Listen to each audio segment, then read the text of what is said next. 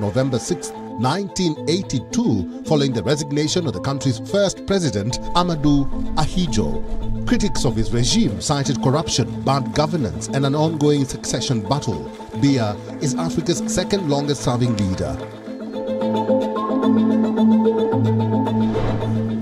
Rwanda became the latest nation on the continent to announce visa-free travel for Africans in a move aimed at boosting the free movement of people and trade to rival Europe's Schengen zone. Kigali follows in the footsteps of Nairobi after Kenya's President William Ruto announced similar plans by December 31st. Heavy fighting is reported to be continuing between Ethiopian troops and local militias across large parts of the Amhara region. The authorities had claimed they had contained the conflict, but fighters from the Fano militia group say they have thwarted government attacks and seized towns. The Ethiopian government announced a state of emergency in August when the Fano militia refused to hand over its weapons. And a US YouTuber and philanthropist called MrBeast has received both praise and criticism after sharing that he built 100 wells in Africa. In the video, which has been viewed over 48 million times since its release, MrBeast showcased his construction of 52 wells in rural Kenyan communities and 48 other wells in Zimbabwe, Uganda, Somalia, and Cameroon. Several people have applauded MrBeast for helping rural communities while faulting African governments for embezzling funds meant for such projects. However, some Africans have criticized MrBeast, saying that his video perpetuates the stereotype of Africa as an impoverished continent. Our cover stories from South Africa. The country hosted the African Growth and Opportunity Act, or AGOA Forum, this year in Pretoria. AGOA is a US trade program providing eligible sub-Saharan African countries with duty-free access to the US markets. US President Joe Biden ended the participation of Uganda, Gabon, Niger, and the Central African Republic in the trade program. Uganda reacted by criticizing the move, saying the action was to punish African countries that are resisting the imposition of the West cultural values. Our correspondent Kalden Ongmu sent this report. Leaders, lawmakers, businesses and trade unions from the US and at least 35 African countries gathered in Johannesburg from the 2nd to the 4th of November to discuss ways to expand trade and investment between the US and sub-Saharan African countries that fall under African Growth Opportunity Act. Addressing the forum, South African President Cyril Ramaphosa called on the US Congress to extend the program for a far longer period than the 10-year extension granted in 2015. United States and Africa, we are going to be here for a long time. United States and us, we are here for the long haul. So let us make AGOA a long haul opportunity for all of us. Valued at about $4.5 billion a year, the African Growth and Opportunity Act is up for renewal by Congress in 2025. Speaking to the delegates via video link, U.S. Secretary of State Anthony Blinken said U.S. President Joe Biden strongly supports the reauthorization of AGOA beyond 2025. This flourishing partnership between the United States and Africa gives me tremendous hope. And through gatherings like this, we can continue to shape a future where workers and businesses are equipped and empowered, where governments are transparent and accountable, where all our people can thrive, and where our nations can come together for the good of our people and the world. Thank you, and I hope you have a productive ministry. First launched in 2000, the African Growth and Opportunity Act grants exports from qualifying African countries duty-free access to the U.S. Over $10 billion worth of African exports entered the U.S. duty-free last year under the program.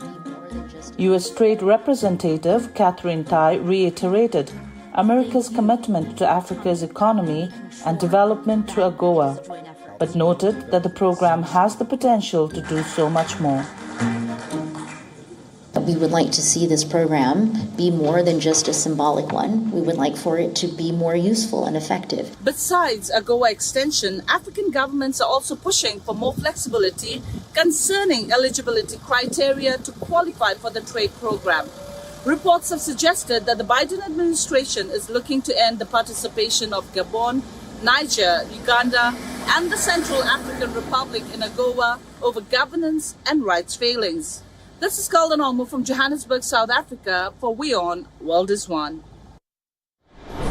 At least 9 people died in gun battles after armed men stormed into a jail in Guinea's capital and briefly freed former military ruler Musa Dadis Camara and other detained army officers. Troops searched houses and cars after the break-in, found the former President Camara and 2 of the escaped officers and put them back in Conakry's Central House prison the same day.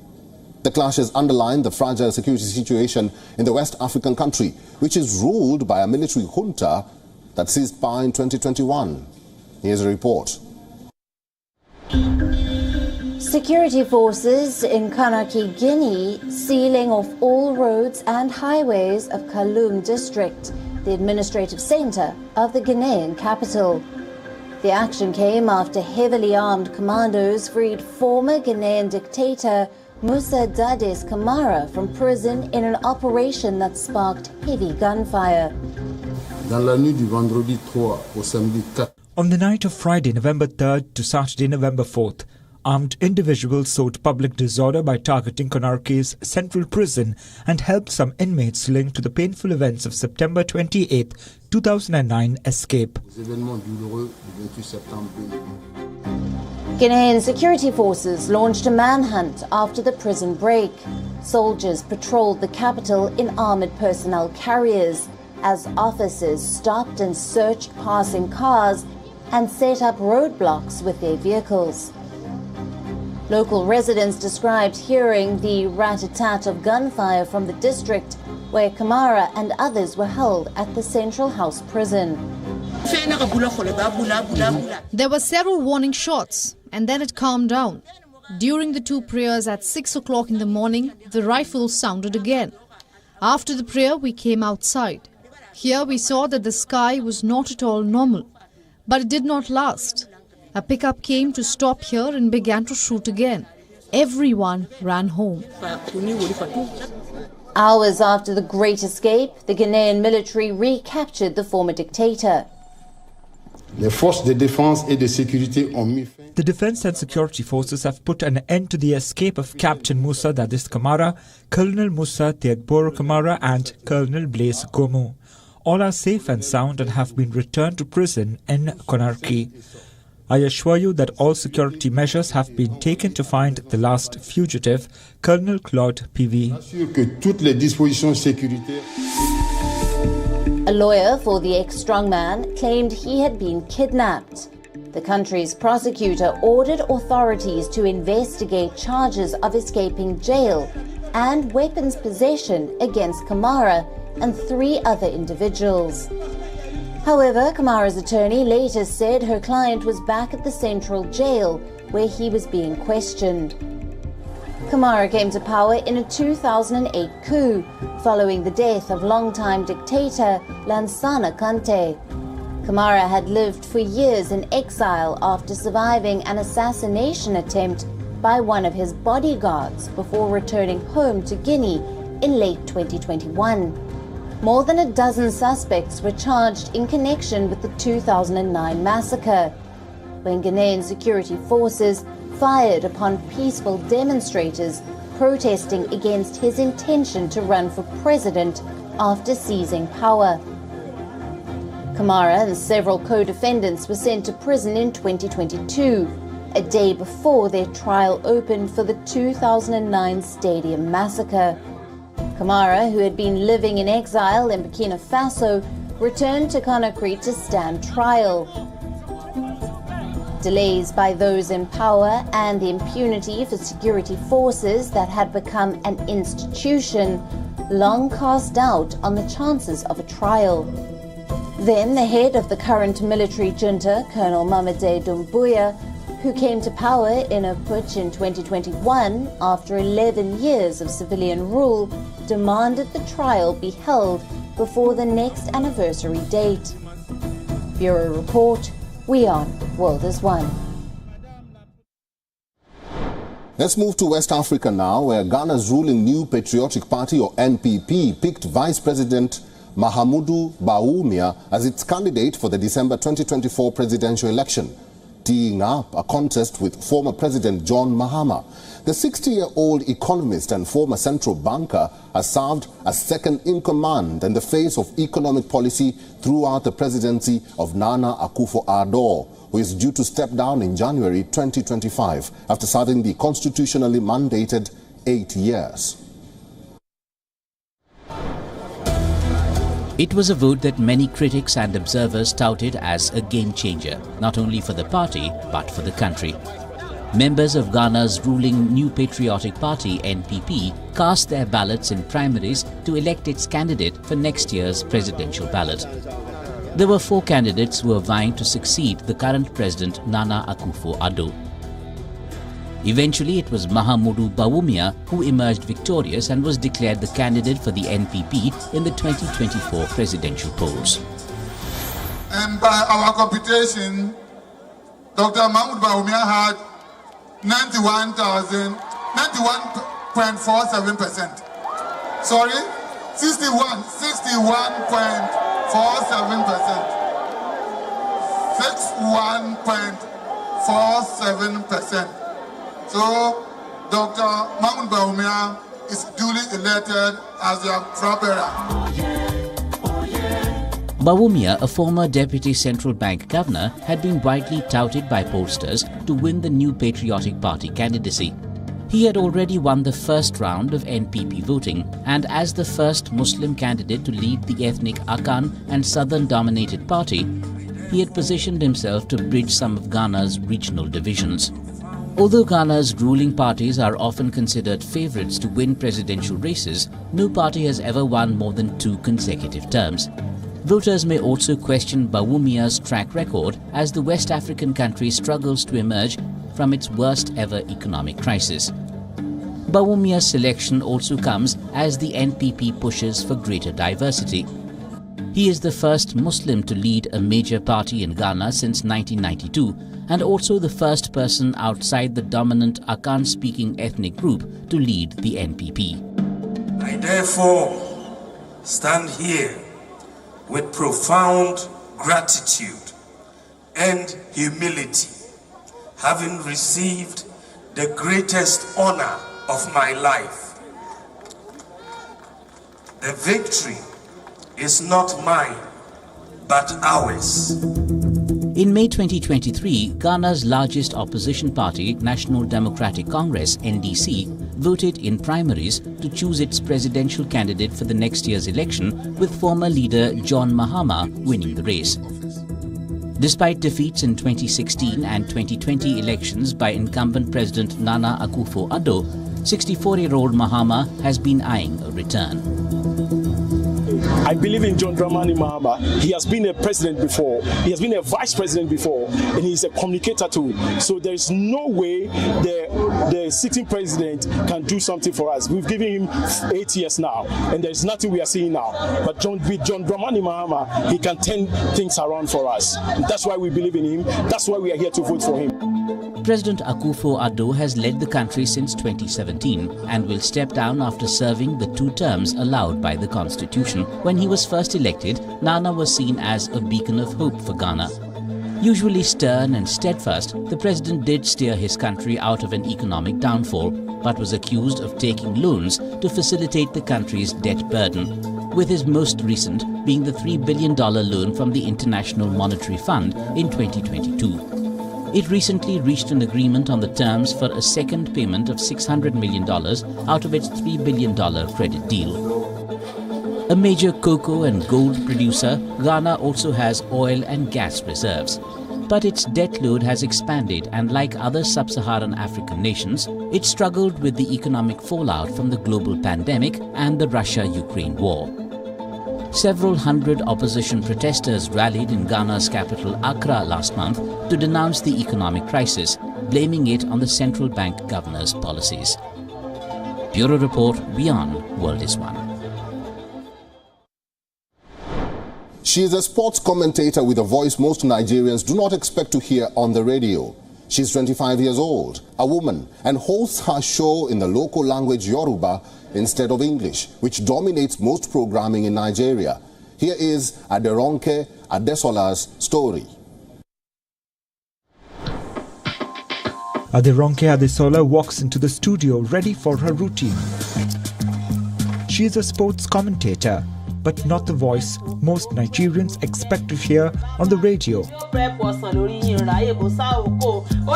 The 25-year-old hosts her sports show in the local Yoruba language, which dominates most programming in Nigeria. She started her sports program in 2019 on Splash FM, a popular radio station in the southwestern city of Ibadan that has over 3 million listeners.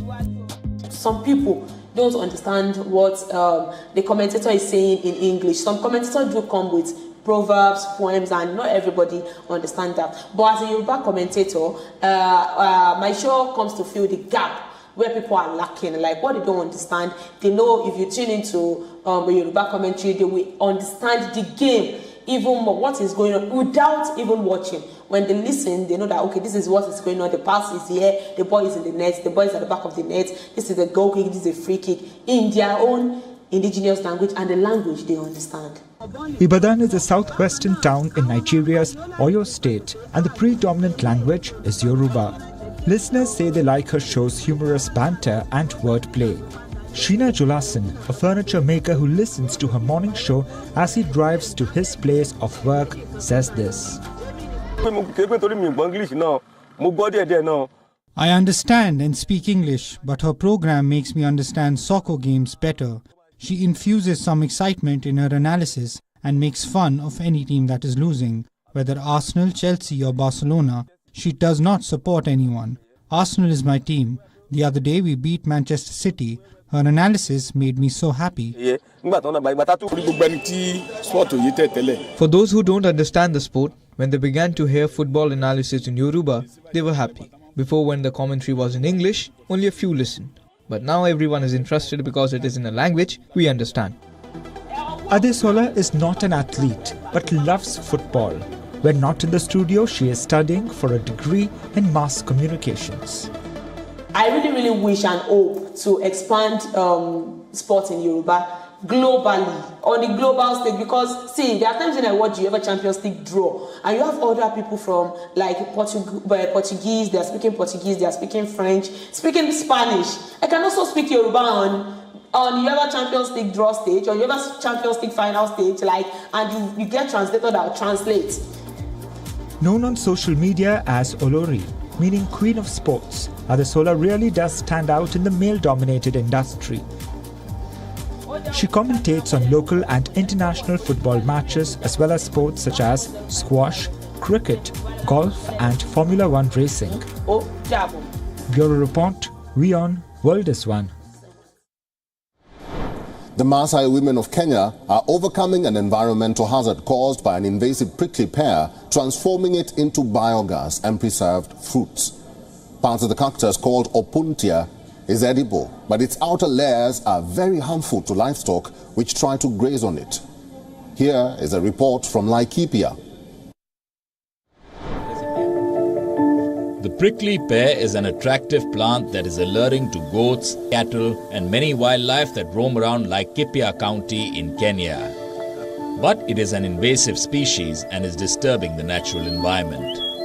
Colonialists introduced the cacti in the early 1900s as a natural fence. Since then, it has spread, outcompeting native plants.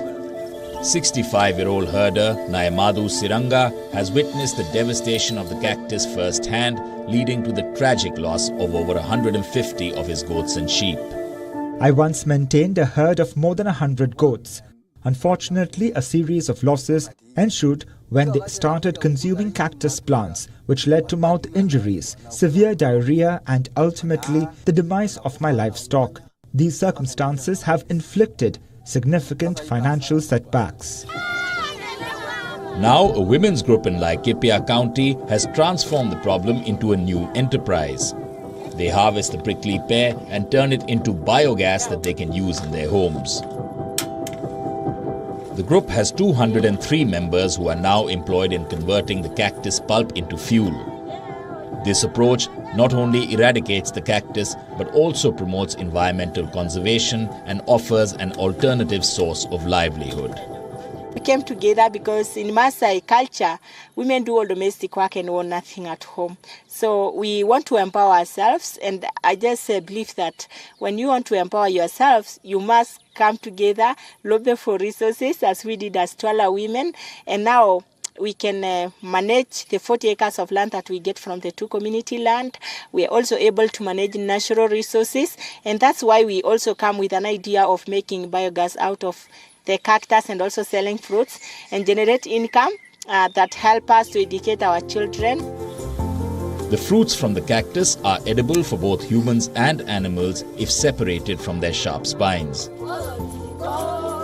The Twala women at Laikipia Permaculture use all parts of the fruit, creating a range of products including jams, cosmetics and juices. This generates an independent income for them. We get the fruit from the women group, we wash them, we grind them to separate the pearl and the seed. The seed we put them in the dryer, which we grind them to get the oil. The oil we give it back to the women group, which they use to make the cosmetic, the shower gel, the body lotion, and the pearl we make the juice and the jam. However, the group faces challenges in preserving the plant. Animals unwittingly facilitate the spread of this invasive plant.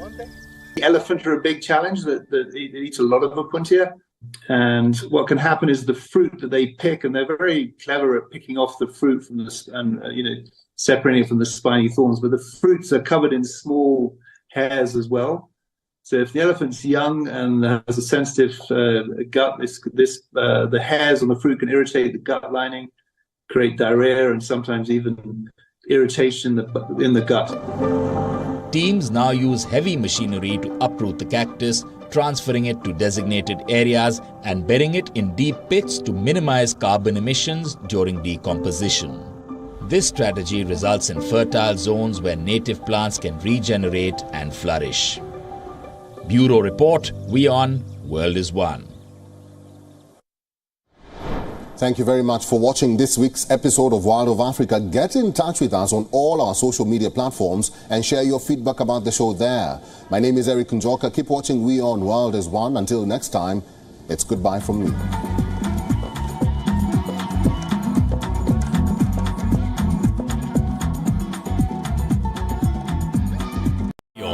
India's global voice, the